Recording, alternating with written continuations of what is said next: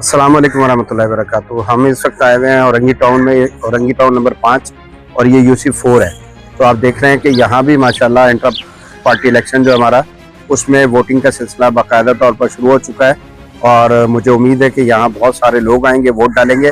और एक अमल जो अल्लाह की तौफीक से जमात की तरफ से शुरू किया गया है कि जिसमें हमारी ख्वाहिश ये है कि हम ग्रास रूट पर जाकर लोगों को इख्तियार दें और उस इख्तियार के साथ बतदरीज लोगों को ऊपर लेकर आएँ और आखिरकार इस मुल्क की बागडोर जो है वो इस मुल्क के अवाम के हाथ में हो। तो ये समझ लें कि ये एक अमल है कि जो शुरू किया गया है और इंशाल्लाह मुझे उम्मीद है कि इंशाल्लाह इससे मजमूई तौर पर मुल्क को कौम को फ़ायदा होगा। मैं सारे भाइयों का शुक्रिया अदा करता हूँ, अब्दुर्रहमान भाई का, इनकी टीम का। इंशाल्लाह हमारे उमर भाई यहाँ पर मौजूद हैं जो हमारे जो है ना सदर हैं।